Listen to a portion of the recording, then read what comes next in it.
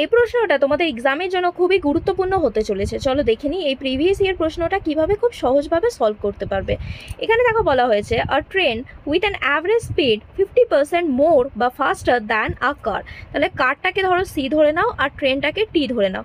এবার বলেছে এদের স্পিডের রেশিও কি, স্পিডের রেশিও বলছে কারের স্পিডের থেকে ট্রেনের স্পিডটা 50% বেশি। 50% মানে কি 1/2, মানে কি হয়েছে দেখো 2 যদি তোমার কারের স্পিড হয় তাহলে 2 + 1 মানে 3 হয়ে যাবে তোমাদের ট্রেনের স্পিড। তাহলে এখান থেকে আমরা কি পেয়ে গেলাম, স্পিডের রেশিও কার আর ট্রেনের। এবার বলছে বোথ স্টার্ট ফ্রম পয়েন্ট এ, ধরো এ পয়েন্ট থেকে, এটা এ পয়েন্ট, এখান থেকে দুজনে স্টার্ট করেছে। বলছে at same time in same direction, তাহলে দুজনে কি হচ্ছে সেম ডিরেকশন সেমই টাইমে স্টার্ট করেছে। And reach at point B, এবার কি করছে পয়েন্ট বিতে গিয়ে পৌঁছাচ্ছে। অ্যাট সেম টাইম, একই টাইমে আবার শুরু করেছিল, একই টাইমে গিয়ে পৌঁছাচ্ছে।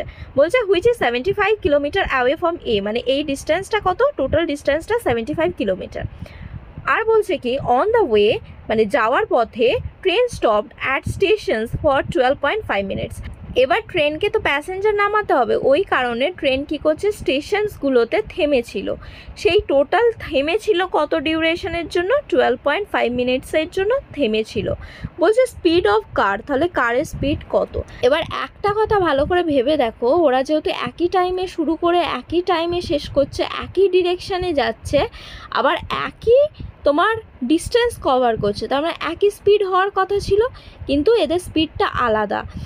আলাদা হওয়া সত্ত্বেও ওরা একই সাথে কিভাবে পৌঁছাচ্ছে, কারণ যার স্পিডটা বেশি, যেটা হলো ট্রেন, কিছু সময়ের জন্য স্টেশনগুলোতে থেমেছিল, সেই কারণে ওরা একই সাথে পৌঁছাতে পারছে। তাহলে আমরা এখানে বলতে পারি যে এই 12.5 মিনিট যদি ট্রেন না দাঁড়াতো তাহলে 12.5 মিনিট আগে পৌঁছে যেত কারের থেকে, বা বলতে পারি কারের কি আদতে স্পিডটা কম বলে কার 12.5 মিনিট বেশি নিত। তাহলে এখানে যে টাইমের ইউনিটের ডিফারেন্স দেখো 3 - 2 1 ইউনিট, এই 1 ইউনিটই ইকুয়াল টু কী হয়ে যাবে 12.5 মিনিট। তাহলে এখান থেকে 3 ইউনিটের ভ্যালু বের করতে পারবো, যেটা হচ্ছে কারের টাইম। তাহলে 3 × 12.5 মিনিট হয়ে যাবে কারের টাইম।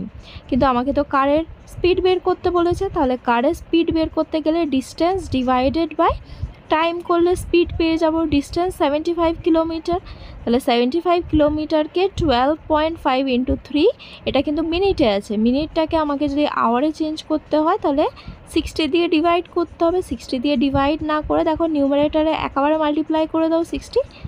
এবার কাটাকুটি করে নাও, দেখো 120 কিলোমিটার পার আওয়ার হয়ে যাবে তোমাদের কারের স্পিড। এটাই হচ্ছে তোমাদের ফাইনাল আনসার, যেটা হচ্ছে অপশন নাম্বার 3।